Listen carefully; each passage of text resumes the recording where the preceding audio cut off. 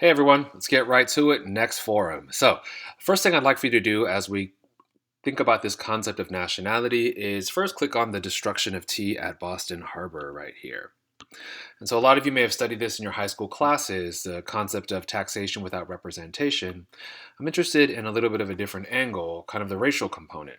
So we see here that the Sons of Liberty aren't really fooling anyone into believing that they're truly Native Americans, but we're seeing this representation in some cases as a line of difference, drawing themselves as maybe not racially different, but at least nationally different from the British. And so as America begins thinking about its own national identity, the idea and the question of who is American becomes pretty important in 1790, and I think that race has a lot to do with it, something that you may not have studied in your original perusal of the Boston Tea Party. So, second thing I'd like for you to do before we get into the forum is click on the Naturalization Act of 1790.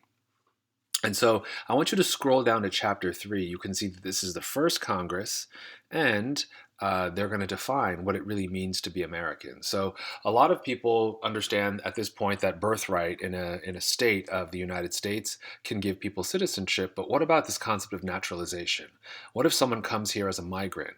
What if a border crosses people, as we can kind of see annexation is going to happen? So I want you to focus on a specific passage right here, that any alien, being a free white person, who shall have resided within the limits and under the jurisdiction of the United States for the term of 2 years, may be admitted to become a citizen thereof. And then there's a whole bunch of other stuff.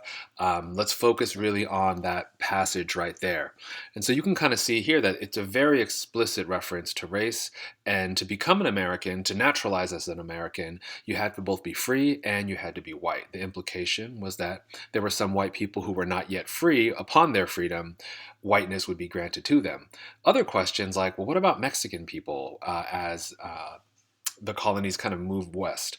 What about African American people, who many of whom are born here? What about Asian Americans who are going to come very shortly? And so I want you to just kind of think about how this concept of nationality and the way that we use nationality is heavily connected to race. And initially, when people began thinking about American nationality and why some folks are considered American and other folks are not, there's this legacy of this naturalization law that's going to actually last until around the year 1952 that helps us understand how both nationality and race, in some cases for some people, are the same thing, but for other folks it's not. So go ahead and get into the discussion forum. Think about this passage. This discussion forum is going to have far less readings. You just got over a big integration assignment. So go ahead and get in there. Talk a little bit about your own experiences if you'd like, but really kind of make references back to this passage and to this naturalization law of 1790. And go ahead and really kind of think about using some of the tools that you learned in your first paper to think about how other groups of folks will be treated. And you can also think about folks that are coming over that are European, but may not be considered white. So think about some of those issues, get into the forum, and I'll see you in there. All right?